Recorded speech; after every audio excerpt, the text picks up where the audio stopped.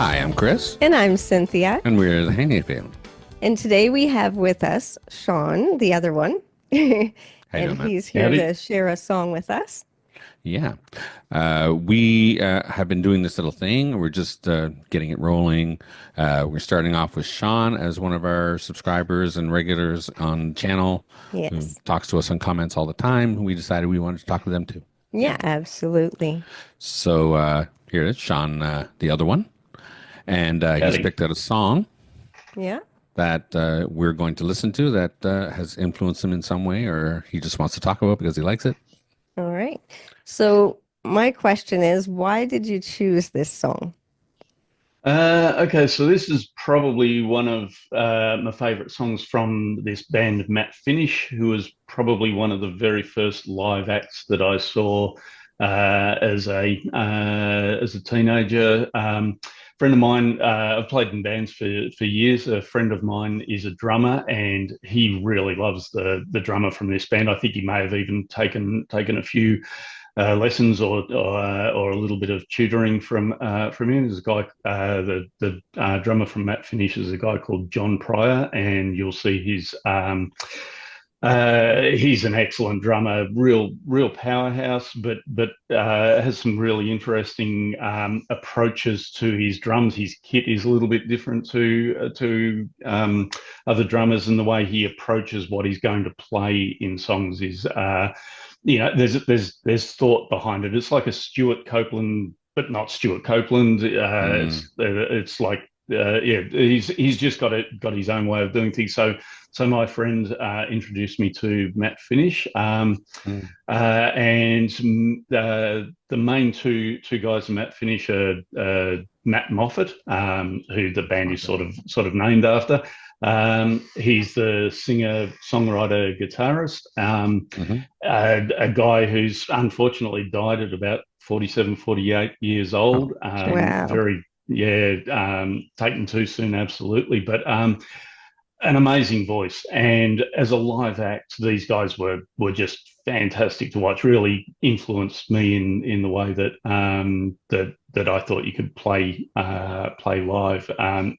Seeing bands get out there and play stuff, but these guys really they poured their soul into the way that they played, and it was always exciting to watch. So this song, they did basically avoid doing a lot of videos. You can't really find music videos out there for them. There's only a smattering of poorly done live videos of gigs that they've done or whatever, unfortunately. So this one's actually a little bit out of the box. There was a TV show called Sounds with a music journalist called Donnie Sutherland. And they went on and promoted their album and did a couple of live takes of a particular song called Always Another. And this is the second take that they did. So it's totally live in studio for this. Nice. Yeah, and you mentioned Stuart Copeland. I just watched a video on YouTube with Stuart where he was talking. He was buying a kit. I think it was in one of the Drumeo things, and he said, of course, talking about how Sting was a genius and all this stuff, but the way Stuart plays is just simply on the fly. So when you're on stage live listening, when he's listening to the band start up, he's already got an idea what he wants to do, and it's not what he did in the recording. He's just one of those people who just, okay, at this moment, this is what I'm playing. And even in the Brimming with recording, ideas. like that, you can hear it in Stuart. So he's amazing. Which drove Sting crazy, but that was funny. That's fine. I think I mean you can see it if you watch videos with Stuart. He's just bouncing off the walls with energy. I think and Sting, I think, really likes things controlled, and that would have been But nice. I mean, he has his way. He has his way. I mean, those two big heads in the same room, and it's not going to work. It was magic. It was magic. Musically, it worked great, but it was always just butting heads to get to that point, right? Yes. Anyway, so we should get into this song and start it up and crank it up loud, guys. This is a good one. Right. Yeah. So let's get into it. This is Matt Finish with Always Another.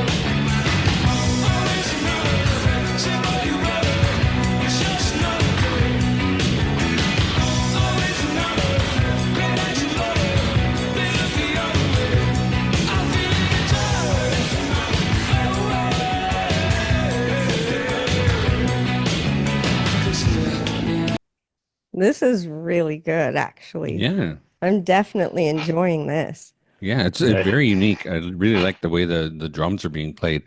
Yeah. He's not hitting every time on the snare. He's coming in and letting loose. There's a lot of rests. It's really interesting.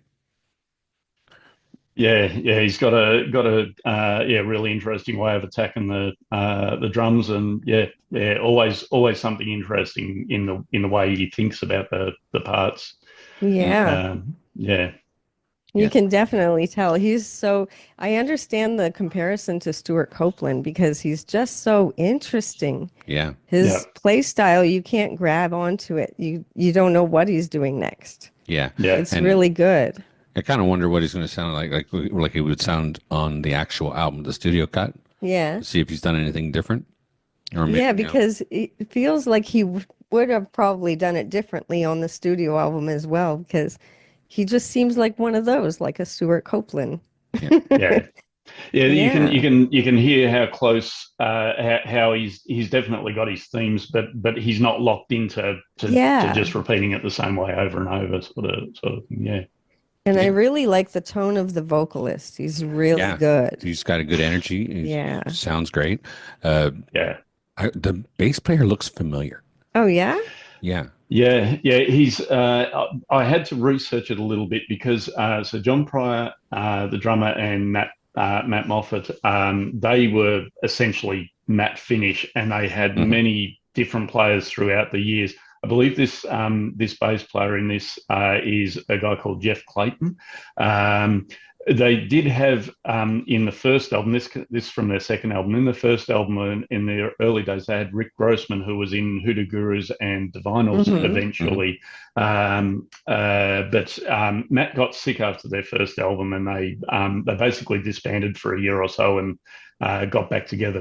But Rick had already moved on to the Hoodoos Oh, and later on, as I say, to Divinals. So Rick's a powerhouse, but Jeff Clayton, you see some of what he does. He is a really solid bass player, and yeah. yeah.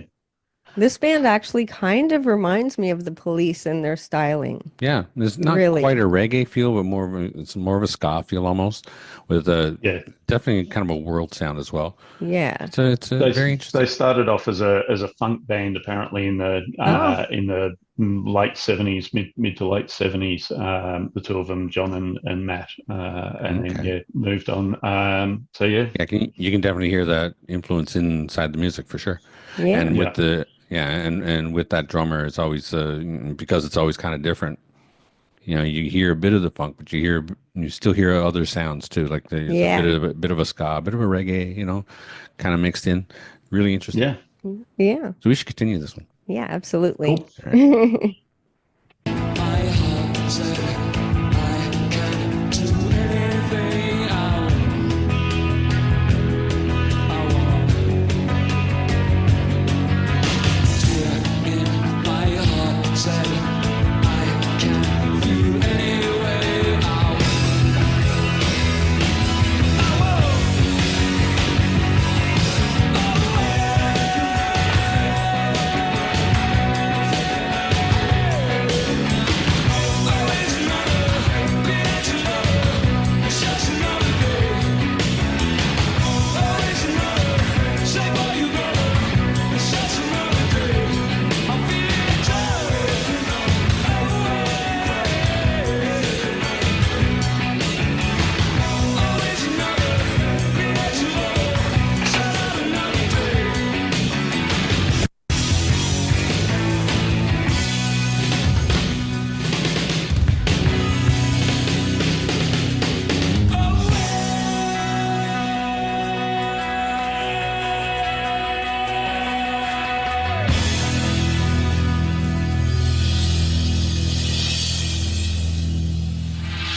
away.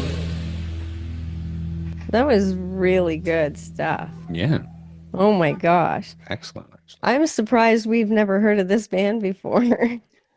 Because they're There's lots of very Aussies good. who've never heard of them either. They have one song that used to get played on the radio quite a bit. It was called Short Note, which Yeah. was an acoustic number, mostly acoustic, or acoustic driven number, but it probably wasn't exactly representative of the large portion of their music. They were essentially a guitar rock pub rock band. Kind of reminds you what happened to Blind Melon.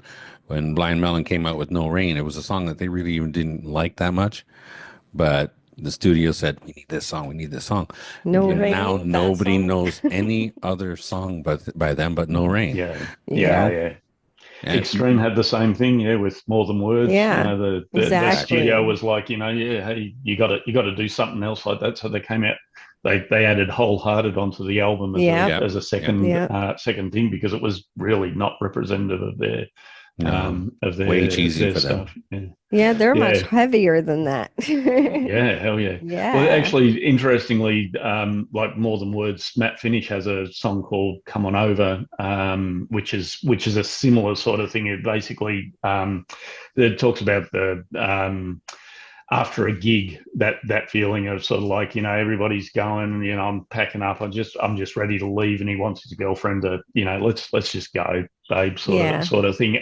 But it's that sort of More Than Words thing. It's like the band almost disappears for the song, and it's just this lone sort of acoustic thing.